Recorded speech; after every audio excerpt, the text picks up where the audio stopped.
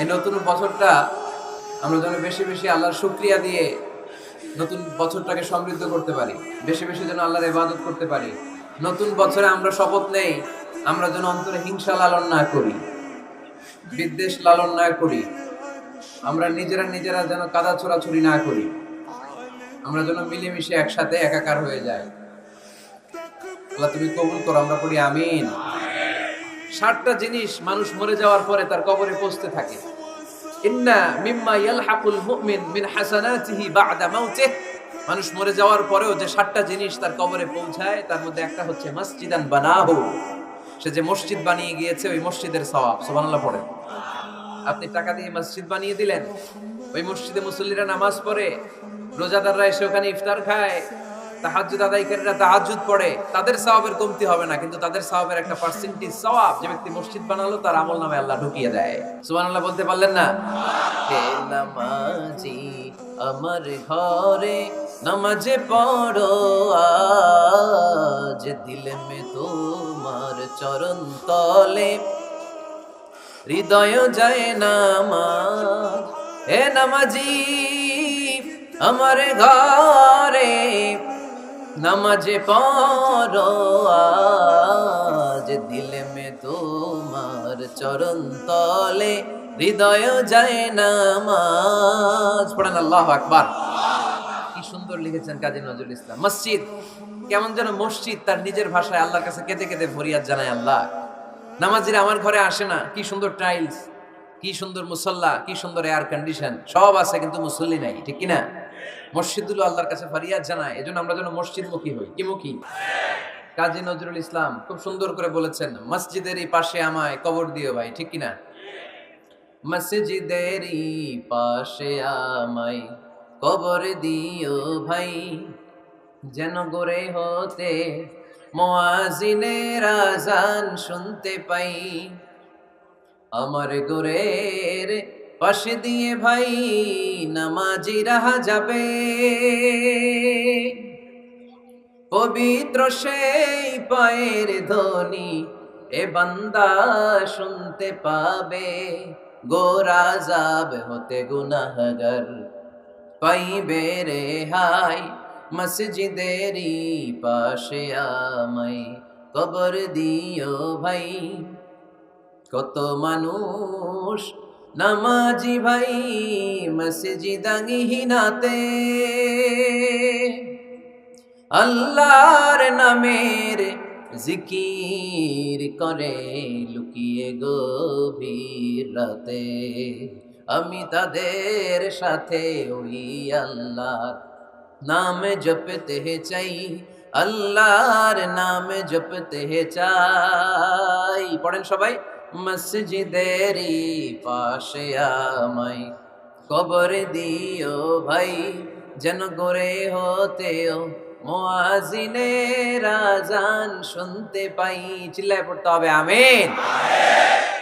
কি দরদ ছিল আমাদের জাতীয় কবি কাজী নজরুল ইসলামের, মসজিদের পাশে আল্লাহ তুমি আমার কবর দিও। আল্লাহ এই দোয়াটা কবুল করে নিয়েছে, ঠিক কিনা? আপনার কবরের পাশে মসজিদ আছে না নাই? আছে। এজন্য মসজিদের সাথে সম্পর্ক জুড়ে দেওয়া এটা ইমানদারের আলামত, আর মসজিদকে ঘৃণা করা এটা মুনাফিকের আলামত।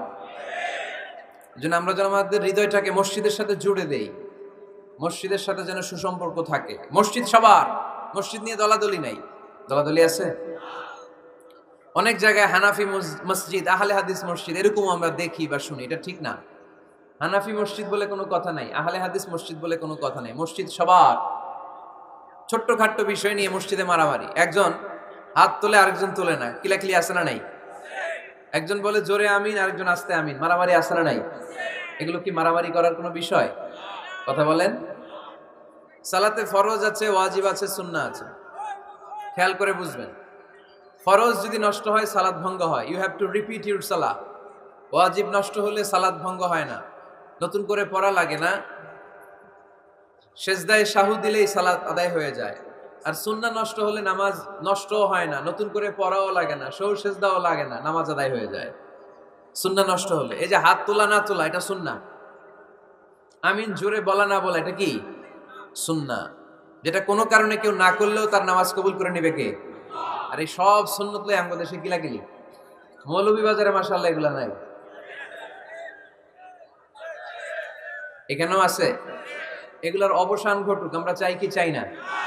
আর কত এই ছোটখাটো বিষয় নিয়ে আমরা এই বিভেদের প্রাচীর আর দেয়ালকে উঁচু করবো আমাদের মাঝখানে? কবে আমরা ঐক্যের সিন্ডিকেট করব? কবে?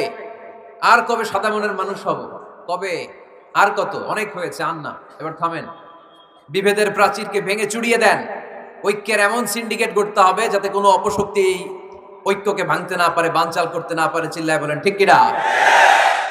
এজন্য মিউচুয়াল রেসপেক্টের দরকার, পারস্পরিক শ্রদ্ধাবোধ সব ক্ষেত্রে, রাজনীতিতে, সামাজিক অ্যাক্টিভিটিসে আমাদের আলেম ওলামাদের মধ্যে পারস্পরিক শ্রদ্ধাবোধের দরকার, মিউচুয়াল রেসপেক্ট। কেউ কাউরে রেসপেক্ট করে না, আমি যেটা বুঝছি এটাই সব, বাকি সব হাকুম যেন না করি। তাহলে মসজিদ সবার, মসজিদ আল্লাহর হাবিব সাল্লাল্লাহু আলাইহি ওয়াসাল্লাম খ্রিস্টানদেরকে মসজিদে ঢুকতে দিয়েছেন, আর আমরা মুসলমান ভাইয়ের জন্য মসজিদে তালা ঝুলাই দেই, আছে না নাই? আল্লাহর হাবিব সাল্লাল্লাহু আলাইহি ওয়াসাল্লাম কোথাও গেলেই প্রথমে মসজিদ বানাতেন। কি বানাতেন? মসজিদ বানাতেন। মক্কা থেকে হিজরত করে মদিনায় আসলেন, কোবায় থাকলেন কয়েক সপ্তাহ। কোবা পল্লীতে তিনি মসজিদ বানালেন, মসজিদ কোবা। ওখানে প্রতি শনিবার কেউ যদি ওযু করে ওখানে যে 2 রাকাত নামাজ পড়ে, একটা কবুল উমরার সওয়াব আল্লাহ তাআলা তার আমলনামায় দিয়ে দেয়। মসজিদে কোবা বানালেন। তারপরে মদিনায় এসে মসজিদে নববী বানালেন আল্লাহর হাবিব সাল্লাল্লাহু আলাইহি ওয়াসাল্লাম, মসজিদে নববী। এটা ছিল আল্লাহ রাসূল সাল্লাল্লাহু আলাইহি ওয়াসাল্লামের বৈশিষ্ট্য। কোথাও গেলেই তিনি মসজিদ বানাতেন, মসজিদে নববী। হায় রে, এখন তো কত সুন্দর মসজিদ আমরা দেখি, আমরা যে সালাত পড়ি। আল্লাহর হাবিব সাল্লাল্লাহু আলাইহি সাল্লামের সময়ে মসজিদে নববী কি এরকম ছিল? কথা বলেন। ফ্লোর ছিল বালুর ফ্লোর। কিসের ফ্লোর? আমাদের মসজিদের ফ্লোর কিসের? টাইলস। আর আল্লাহ রাসূল সাল্লাল্লাহু আলাইহি ওয়াসাল্লামের মসজিদে নববীর ফ্লোর কিসের? কথা বলে না তো আওয়াজ করে উত্তর দেন না কেন? কষ্ট হচ্ছে? দুপুরে খাইছেন না সবাই? কেন খান নাই কেন? রোজা রাখছিলেন? হ্যাঁ, ফজর বাদে আইছি। আচ্ছা ঠিক আছে, ঠিক আছে। আচ্ছা আচ্ছা, সাউন্ড নাই, কথা শোনা যায় না? তো এটা শুনলা কেমনে? জিজ্ঞেস করলাম কথা শোনা যায় না, কয় না। তো এটা শুনলা কি করে? মানে অল্প শোনা যায়, তাই তো? একটু পরে আমার বিদায় ঘন্টা বাজবে, আমি চলে যাব। এই তোমরা ডিস্টার্ব করতে করতে আমার সময় শেষ। তোমরা ডিস্টার্ব করলে তোমাদের লস। আমি আমার টাইমের 1 মিনিটও বেশি যেতে পারবো না, কারণ এখানে আসরের সালাতের আজান শুরু হয়ে যাবে, এরপরে কোনো কথা নেই। আর বক্তব্য লম্বা করা এটা বেদাত। এই বেদাতকে আমি সুন্নাতের মধ্যে আনতে চাচ্ছি। একটা সময়ে একেবারে কমায় নিয়ে আসবো। এত প্রোগ্রামও আমি করতে চাই না। আমি ঘোষণা দিয়েছি আগামী বছর সারা বাংলাদেশে আমার প্রোগ্রাম হবে 50টা। কয়টা? 50টা। এরপরের বছর 30টা, এরপরের বছর 20টা। বিভাগীয় প্রোগ্রাম করলেই চলবে আমার। এক এক বিভাগে যে 2 দিন 3 দিন খালাস। এত দরকার নেই, এত লম্বা চূড়ার বক্তব্যের দরকার নেই। আধা ঘন্টা চুপ করে শুনেন, কয়েকটা মেসেজ ড্রপ করি, take it with you to your home, then practice and apply in the society. নিয়ে যান, আমল করেন, সমাজে কাজে লাগান। সমাজটা আলোকিত করে দিবে কে? খুতাবুকুম তাবিলা সালাওয়াতুকুম কাসীরা। আল্লাহ হাবিব সাল্লাল্লাহু আলাইহি ওয়াসাল্লাম বললেন, কিয়ামতের একটা আলামত, কিয়ামতের আগে তোমাদের বক্তব্য হয়ে যাবে লম্বা, সালাত হয়ে যাবে খাটো। সালাতের পরে তাসবিহ পড়তে চায় না লোক, ব্যস্ত, মহা ব্যস্ত, সুপার বিজি। কোত্থেকে আসলে এই ব্যস্ততা? আপনি রবের সাথে মুনাজাত, না যাই উনাজি মুনাজাত, আপনার রবের সাথে একাকী নীরবে কথা বলতে মনে চায় না আপনার? এত তাড়াহুড়ো কিসের? ধীর স্থির হন, একটু স্থির হন, একটু মনোদৈহিক প্রশান্তি অর্জনের চেষ্টা করেন। সব সময় ব্যস্ত, ধাক্কাধাক্কি, উচ্ছৃঙ্খলা, এগুলো আমাদেরকে শেষ করে দিয়েছে। এজন্য লম্বা চূড়া বক্তব্য ঠিক না। বক্তব্য শুনতে আমাদের ভালো লাগে, আমল করতে ভালো লাগে না। বক্তব্যটা শেষেই সিগারেট ধরায়, আছে না নাই? মাহফিল শেষেই বিড়ি ধরায়, কয় চমৎকার ওয়াজ করছেন হুজুরে। ওয়াজটা সেরকম হয়েছে, অনেক কণ্ঠ সুন্দর হুজুরের। এতদিন ইউটিউবে দেখছি, আজকে সরাসরি দেখেছি, আছে না নাই? কি লাভ হয়েছে? লাভটা হয়েছে কি? এই যে মাহফিল শেষে বিড়িটা ধরাইলেন আর গেলেন, কোনো লাভ হয় নাই। এগুলো থেকে বেরিয়ে আসতে হবে। বছরের পর বছর আমাদেরকে শেখানো হয়েছে একভাবে, কেউ এই পরিবর্তনের আওয়াজ তোলে নাই। আওয়াজ আপনাকে তুলতে হবে। আওয়াজ তোলার জন্য এত মানুষ লাগে না, আপনি একাই যথেষ্ট। আপনি দাঁড়ান না সামনে, দেখবেন আপনার সামনে কেউ টিকে থাকতে পারবে না, ঠিক কিনা?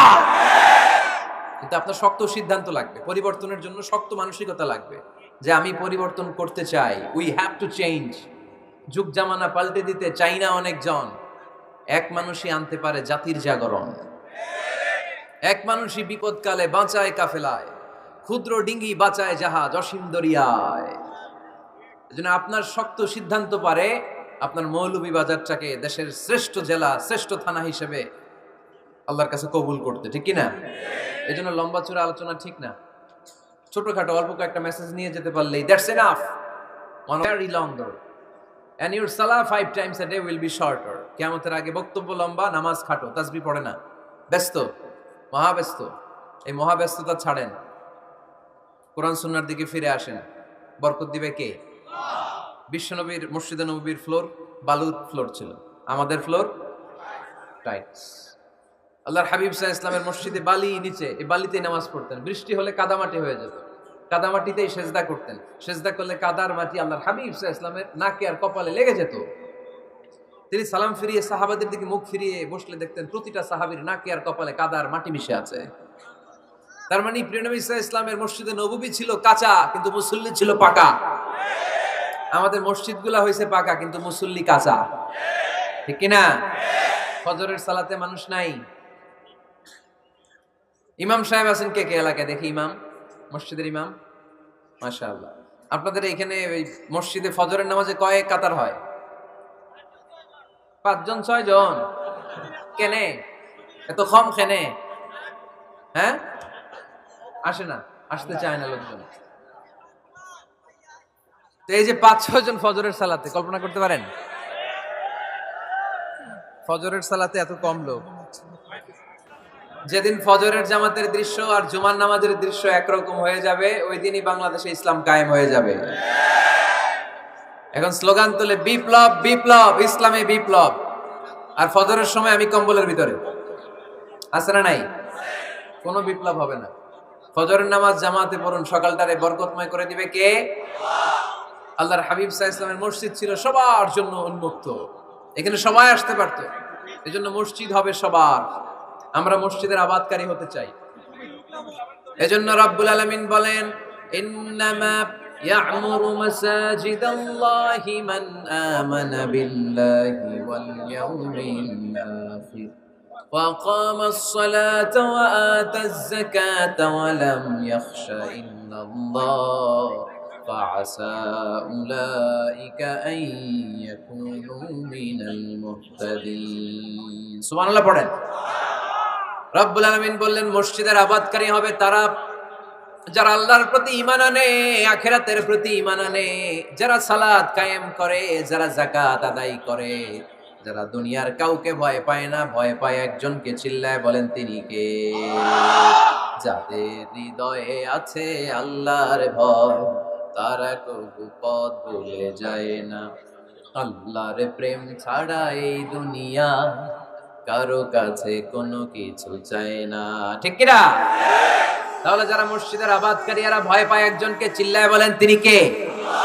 মসজিদের আবাদকারীদের প্রথম গুণ, তারা আল্লাহয় বিশ্বাস করে, তারা আখিরাতে বিশ্বাস করে, তারা সালাত কায়েম করে, তারা যাকাত আদায় করে, তারা আল্লাহ ছাড়া পৃথিবীর কাউরে ভয় পায় না। আল্লাহ বলেন ফাআসা উলাইকা আইয়াকুনু মিনাল মুহতাদিন। আশা করা যায় তারাই হলো হেদায়েতের রাস্তার উপরে আছে, ঠিক কি না? তারাই মসজিদের আবাদকারী, যারা মসজিদে যায়, সালাত আদায় করে। এখন মসজিদের আবাদকারী আপনি হতে চান, আপনি মসজিদে যান না, আপনি আবাদকারী হতে পারবেন? নাই। মসজিদের সেক্রেটারি মসজিদে যায় না, আছে না নাই? তাহলে হইলো, এটা হইলো, এটা মেনে নেওয়া যায়? এজন্য সভাপতি সাহেব, আপনি কষ্ট করে মসজিদ বানিয়েছেন, মসজিদে যাবেন। এই কথা বলেন কেন? এত দিকে বিশৃঙ্খলা হইলে কেমন হবে? বসেন আর অল্প কয়েক মিনিট। সভাপতি সাহেব আপনি মসজিদে যাবেন, সেক্রেটারি সাহেব আপনি মসজিদে যাবেন, তাহলে আপনি সঠিক মসজিদের আবাদকারী হবেন, ঠিক কিনা? আমরা মসজিদের আবাদকারী হতে চাই ইনশাআল্লাহ। পড়েন উমরানুল মাসাজিদ। মসজিদের আবাদ কি করে করতে হয়? মসজিদ আবাদ করার 1 নাম্বার মাধ্যম হচ্ছে মসজিদ নির্মাণ করা। কি করা? নির্মাণ করা। খেয়াল করবেন, আল্লাহর হাবিব সাল্লাল্লাহু আলাইহি ওয়াসাল্লাম বলেছেন, মান বানা মসজিদান মিন মালিহি ফিদ দুনিয়া বানাল্লাহু লাহু বাইতান ফিল জান্নাহ। যে ব্যক্তি নিজের পকেটের টাকা খরচ করে দুনিয়াতে মসজিদ বানায়, আল্লাহ তাআলা তার জন্য জান্নাতে ঘর বানায়। 60টা জিনিস মানুষ মরে যাওয়ার পরে তার কবরে পৌঁছতে থাকে। ইন্না মিম্মা ইয়ালহাকুল মুমিন মিন হাসানাতিহি বা'দা মাউতিহি। মানুষ মরে যাওয়ার পরেও যে 60টা জিনিস তার কবরে পৌঁছায়, তার মধ্যে একটা হচ্ছে মসজিদান বানাহু। সে যে মসজিদ বানিয়ে গিয়েছে ওই মসজিদের সওয়াব। সুবহানাল্লাহ পড়ে। আপনি টাকা দিয়ে মসজিদ বানিয়ে দিলেন, ওই মসজিদে মুসল্লিরা নামাজ পড়ে, রোজাদাররা এসে ওখানে ইফতার খায়, তাহাজ্জুদ আদায়কারীরা তাহাজ্জুদ পড়ে, তাদের সওয়াবের কমতি হবে না, কিন্তু তাদের সওয়াবের একটা পার্সেন্টেজ সওয়াব যে ব্যক্তি মসজিদ বানালো তার আমলনামায় আল্লাহ ঢুকিয়ে দেয়। এজন্য বেশি বেশি মসজিদ বানাতে রাজি আছেন তো? তাহলে মসজিদ আবাদ করার প্রথম মাধ্যম হচ্ছে মসজিদ বানানো। 2 নাম্বার মাধ্যম হচ্ছে মসজিদে যে জামাতে সালাত আদায় করা। জামাতে সালাতুল জামাআ তাফদুলু সালাতাল ফাযযি বি27 দারাজা। ঘরে নামাজ পড়লে একা একা পড়লে যেই সওয়াব, জামাতে পড়লে 27 গুণ বেশি সওয়াব। সুবহানাল্লাহ বলতে পারলেন না? হে নামাজি আমার ঘরে নামাজ পড়ো আজ, দিল মে তোমার চরণ তলে হৃদয় যায় নামাজ।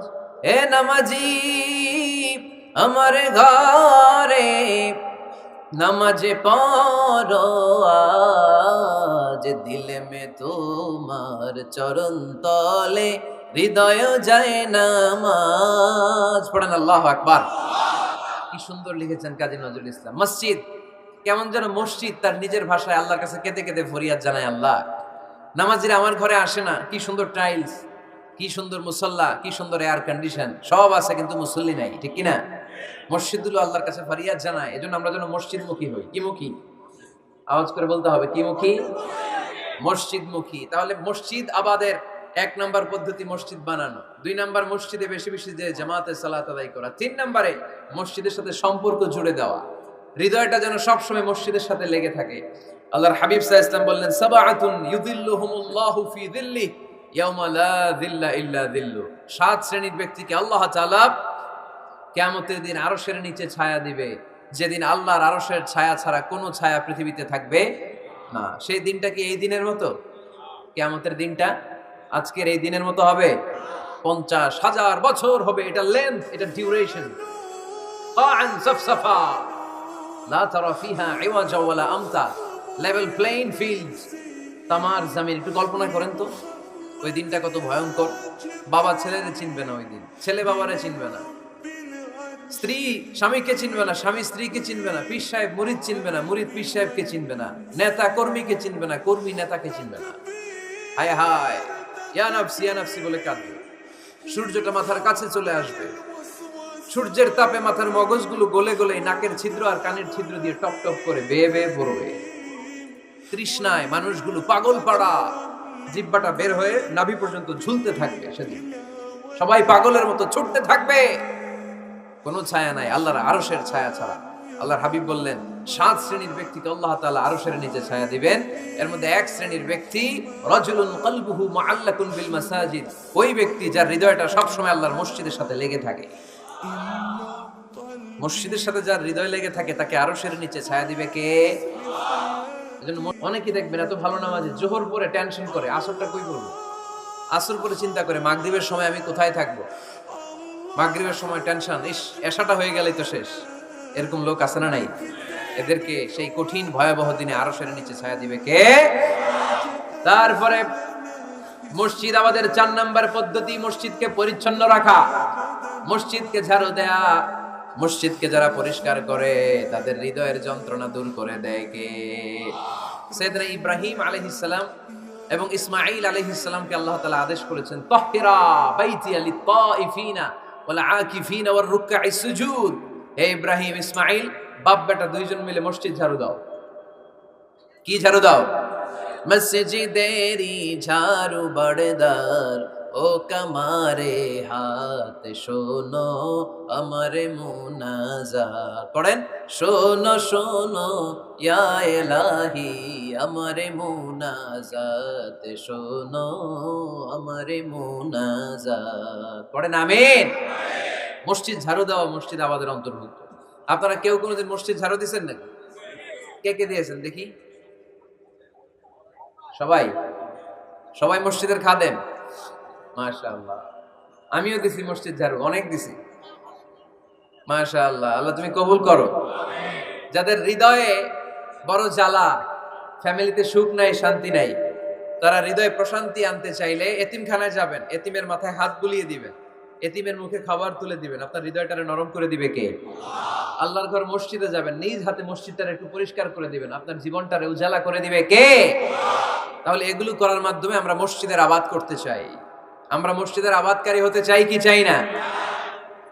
আল্লাহর ঘর মসজিদ আবাদ করার মতো শ্রেষ্ঠ কাজ পৃথিবীতে হতে পারে না। এই মসজিদের কিছু আদব আছে, আল্লাহ রাসূল সাল্লাল্লাহু আলাইহি ওয়াসাল্লাম বলেছেন এই আদবগুলো মেনটেন করে যেন আল্লাহর ঘর মসজিদের সাথে আমরা ব্যবহার করি।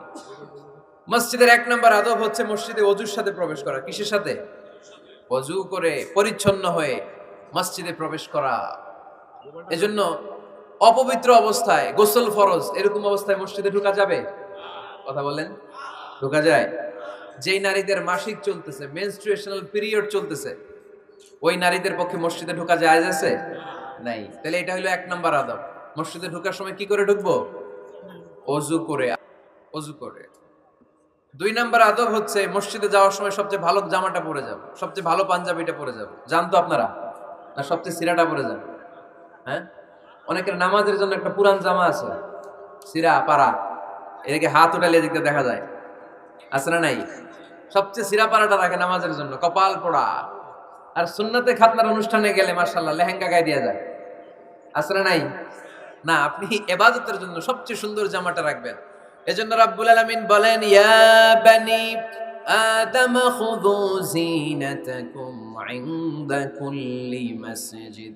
ও বনি আদম, তুমি যখন আল্লাহর ঘর মসজিদে ঢুকবা, ও বনি আদম, তুমি যখন নামাজের মুসল্লায় দাঁড়াবা, তোমার সবচাইতে দামি, সবচাইতে সুন্দর জামাটা গায়ে দিয়ে তুমি নামাজে দাঁড়াও।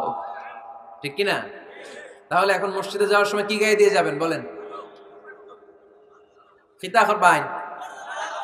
হ্যাঁ, মাশাআল্লাহ। হ্যাঁ, সবচেয়ে ভালো কাপড়টা আয়রন করে পারফিউম মেখে তারপরে আমরা যাব। রাজি আছেন তো?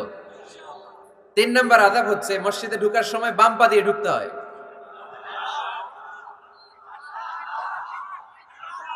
কোন পা? আরো জোরে। এদেরকে গুতা মারা লাগে, নাহলে আওয়াজ বাড়ে না। এরকম ভলিউম টাইট করতে হয়, ভলিউম হাই করলে এরপরে বাড়ে, এমনি বলতে চায় না। ঘটনা কি? হ্যাঁ, খায় নাই। বদরের যুদ্ধ হয়েছিল রমাদানে, কোনো সাহাবী খায় নাই, না খাইয়া একেবারে সাইজ করে দিয়েছে কাফেরদেরকে। আমরা না খেলেও আমাদের হৃদয়ে ইমানি শক্তি আছে না নাই? এই তো বোঝা যাচ্ছে ইমানি শক্তি আছে। এতক্ষণ আছিল কই? তো মসজিদে ঢোকার সময় কোন পা দিয়ে? এগুলো মনে থাকে আমাদের? ভুলা যাই আমরা, খেয়াল থাকে না তো এগুলা। এত কিছু মনের মধ্যে রাখলে এগুলো মনে থাকবে কেমনে? মসজিদে ঢোকার সময় কোন পা? আরো জোরে। বেরোয়ার সময় কোন পা? মনে থাকবে? মসজিদে যখন ঢুকবেন ডান পা দিয়ে ঢুকবেন, আর দোয়া পড়বেন, আউযু বিল্লাহিল আযীম ওয়া বিওয়াজহিল কারীম ওয়া সুলতানিহিল কদীম মিনাশ শাইতানির রাজীম। বিষ্ণু সাল্লাল্লাহু আলাইহি ওয়াসাল্লাম বললেন, যে ব্যক্তি মসজিদে ঢোকার সময় এই দোয়াটা পড়বে, শয়তান আফসোস শুরু করে, সে বলে, হায় হায়, আজকের দিনের জন্য, সারা দিনের জন্য তো তুই আমার ওয়াসওয়াসা থেকে বেঁচে গেলি।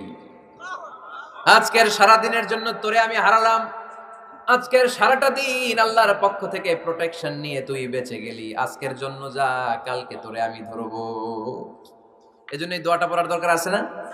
আউযু বিল্লাহিল আযীম ওয়া বিওয়াজহিল কারীম ওয়া সুলতানিহিল কদীম মিনাশ শাইতানির রাজীম। 4টা বাক্যের দোয়া। মুখস্থ করতে কষ্ট হলে যে ইউটিউবে চলে যাবে আজকেই, ওখান থেকে শুনে আপনারা মুখস্থ করে নেবেন। শয়তানের ওয়াসওয়াসা, টেম্পটেশন, প্রভোকেশন থেকে আপনি আল্লাহ তাআলার প্রোটেকশনে চলে গেলেন। সুবহানাল্লাহ পড়েন। তারপর আল্লাহর হাবিব বললেন, ঢোকার আগে আমারে সালাম দাও। পড়বেন, আসসালামু আলাইকা আইয়ুহান নাবিয়্যু ওয়া রাহমাতুল্লাহি ওয়া বারাকাত। এই 2টা জিনিস যখন করে ফেললেন, তখন ডান পা দিয়ে পড়বেন, আল্লাহুম্মা আফতাহ লি আবওয়াবা রাহমাতিক। সুবহানাল্লাহ পড়েন। আল্লাহুম্মা আফতাহ লি, ও আল্লাহ আমার জন্য তুমি খুলে দাও আবওয়াবা রাহমাতিক, তোমার রহমতের দরজা। তার মানে মসজিদে ঢুকলে রহমত পাওয়া যায় কি যায় না?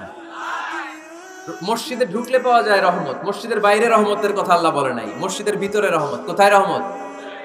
কোথায়? মসজিদের ভিতরে রহমত আছে না? তার প্রমাণ, মসজিদে ঢুকলেই শান্তি লাগে কেমন জানি, আর ঘুমে ধরে। মসজিদে ঘুমাইছেন কারা কারা দেখি? সবাই ঘুমাইছেন? আরে আমি কত ঘুমাইছি। জুমার নামাজের সময় যে কি ঘুম আসে, আসে আসে। কমন পড়ছে? একেবারে কমন পড়ে গেছে। ঘুম আসে কারণ রহমত। রহমতের ঝিরিঝিরি বারিধারা আল্লাহ তাআলা আরশের উপর থেকে নাজিল করতে থাকে।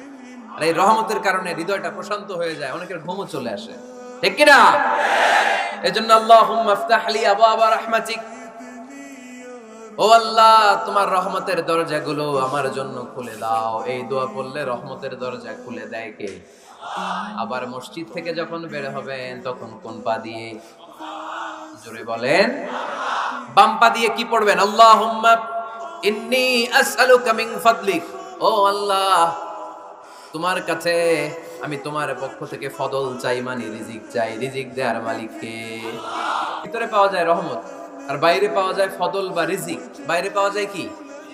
রিজিক। মসজিদের ভিতরে রিজিক আছে, তার মানে সারাদিন মসজিদে বসে থাকলে রিজিক মিলবে? নামাজের সময় নামাজ পড়তে হবে, কাজের সময় কাজ করতে হবে, এটাই হচ্ছে ইসলামের বিধান। নামাজের সময় নামাজ, কাজের সময়। আমি প্রশ্ন করবো, আওয়াজ করে উত্তর দেন। নামাজের সময়, কাজের সময়, নামাজের সময়, কাজের সময়, এটা মনে থাকবে। এজন্য আল্লাহ বলেন ফাইদা কুদিয়াতিস সালাতু ফান্তাশিরু ফিল আরদি ওয়াবতাগু মিন ফাদলিল্লাহ। যখন তোমাদের সালাত শেষ হয়ে যায়, আল্লাহর রিজিক অন্বেষণের জন্য আল্লাহর জমিনে তোমরা ছড়িয়ে যাও। নামাজের সময় আসবেন, নামাজ শেষ বের হয়ে যান। ফান্তাশিরু ফিল আরদ, জমিনে ছড়িয়ে পড়ো। নামাজ শেষ চেয়ারম্যান সাহেব চলে যাবে ইউনিয়ন পরিষদের ভেতরে, ছাত্ররা চলে যাবে হাই স্কুলে, মেম্বার অফ দ্য পার্লামেন্ট চলে যাবে সংসদে, সেনাবাহিনীর লোকেরা চলে যাবে ক্যান্টনমেন্টে, ব্যবসায়ীরা চলে যাবে তাদের বাজারে, সিএনজি ওয়ালারা সিএনজি নিয়ে ব্যবসা শুরু করবে, রাস্তায় নেমে যাবে, চিল্লায় বলেন ঠিক কিনা? এটাই ইসলামের বিধান। নামাজের সময় নামাজ, কাজের সময়। আচ্ছা, তাহলে প্রথম সুন্নাত পেলাম, পবিত্র হয়ে ঢুকবো, ভালো জামা পরে ঢুকবো 2 নাম্বার। 3 নাম্বার, ঢোকার সময় কোন পা? বের হওয়ার সময় 4 নাম্বার, মসজিদে ঢুকে 2 রাকাত। মসজিদে ঢুকে কয় রাকাত পড়েন আপনারা? তাহিয়াতুল মসজিদ, মসজিদে আপনি ওয়েলকাম জানাবেন, ঢুকেই 2 রাকাত পড়বেন, ওযু করলেই 2 রাকাত। আল্লাহর হাবিব সাল্লাল্লাহু আলাইহি ওয়াসাল্লাম মসজিদে নববীতে জুমার খুতবা দিচ্ছেন। খুতবা চলাকালীন সময়ে এক সাহাবী এসে মসজিদের মধ্যে বসে পড়লেন। আল্লাহর হাবিব সাল্লাল্লাহু আলাইহি ওয়াসাল্লাম সাহাবীরে বললেন দাঁড়াও। সাহাবী দাঁড়ালেন। আল্লাহর নবী জিজ্ঞেস করলেন কেন বসে বললা? 2 রাকাত পড়ছো নাকি? সাহাবী বলে পড়ি নাই। বিশ্বনবী বললেন তাহলে তাড়াতাড়ি 2 রাকাত নামাজ পড়ে বসে যাও। সুবহানাল্লাহ পড়ো। 2 রাকাত পড়ো নাই তো পড়ো, দাঁড়াও, তারপরে বসো। দেখেন খুতবা চলাকালীন সময়ে আমাদের খতিবরা কখনো খুতবা থামায়? কথা বুঝেন নাই? জুমার খুতবা আপনারা শুনেন না? খুতবা চলতেছে, ওই মুহূর্তে ইমাম সাহেবরা কখনো খুতবা থামায়? মাঝখানে কোনো ঝামেলা হলে থামায় না। প্রথম খুতবা শেষ, বসে, তারপরে দ্বিতীয় খুতবা। খুতবার মাঝখানে কোনো থামাথামি নাই। কিন্তু আল্লাহর হাবিব সাল্লাল্লাহু আলাইহি সাল্লাম কেমন খতিব ছিলেন দেখেন।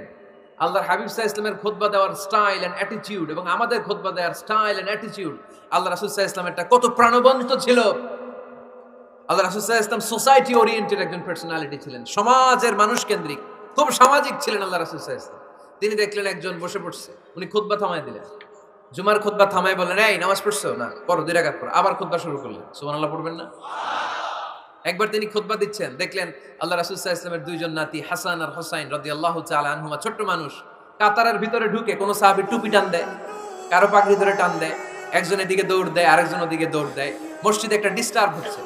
আল্লাহর হাবিব সাল্লাল্লাহু আলাইহি ওয়াসাল্লাম খুতবা থামিয়ে দিলেন, মিম্বার থেকে নেমে আসলেন, 2 নাতিকে 2 হাতে ধরলেন, ধরে আস্তে করে জান্নাতের এই 2 সর্দারকে নিয়ে মিম্বারের উপরে দাঁড়ালেন। এই হাতে এই নাতি, ওই হাতে আরেক নাতি। এরপর দাঁড়িয়ে দাঁড়িয়ে তিনি বাকি খুতবা দিলেন। পড়েন সুবহানাল্লাহ।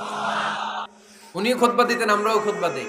আল্লাহর হাবিব সাল্লাল্লাহু আলাইহি ওয়াসাল্লাম খুতবা দিচ্ছেন, এক সাহাবী এসে বলল ইয়া রাসূলুল্লাহ, মদিনায় দুর্ভিক্ষ, বৃষ্টি নাই, আপনি বৃষ্টির দোয়া করেন। রাসূল সাল্লাল্লাহু আলাইহি ওয়াসাল্লাম খুতবা থামায় দিলেন, থামায় দিয়ে দোয়া শুরু করলেন। আল্লাহুম্মা আসকিনা গাইসান মুগীসান মারিআন মুরিআন নাফিআন গায়রা দার আজিলান গায়রা আজিল। আল্লাহ উপকারী বৃষ্টি দেন, যে বৃষ্টিতে আমাদের ফসল জন্মাবে, সবুজ ঘাস লতা পাতা জন্মাবে, আমাদের গবাদি পশুর রিজিক বাড়বে।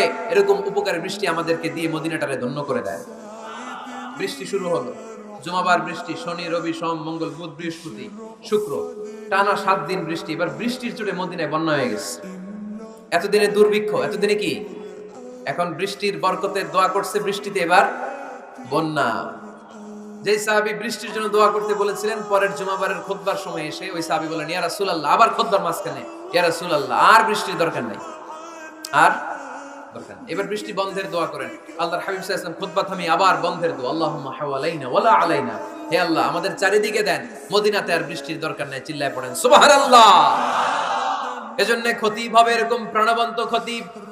সমাজে কি চলে, কি ক্রাইসিস, কি সংকট, ইয়াংরা কোন সমস্যায় ভোগে, আমাদের রাজনৈতিক অঙ্গনে কি সমস্যা, আমাদের অর্থনৈতিক অঙ্গনে কি সমস্যা, আমাদের সামাজিক অঙ্গনে কি সমস্যা, আমাদের পরিবারগুলোর ভেতরে কি ঝামেলা, প্রত্যেকটা কথা মসজিদের মিম্বার থেকে আসার দরকার আছে না নাই? আল্লাহর হাবিব সাল্লাল্লাহু আলাইহি ওয়াসাল্লাম এভাবেই সমাজকে ঠিক করে দিতেন। 2 রাকাত মসজিদে ঢুকে আজকে থেকে আমরা পড়ব। মসজিদে ঢুকলেই কয় রাকাত মনে থাকবে না ভুলে যাবেন?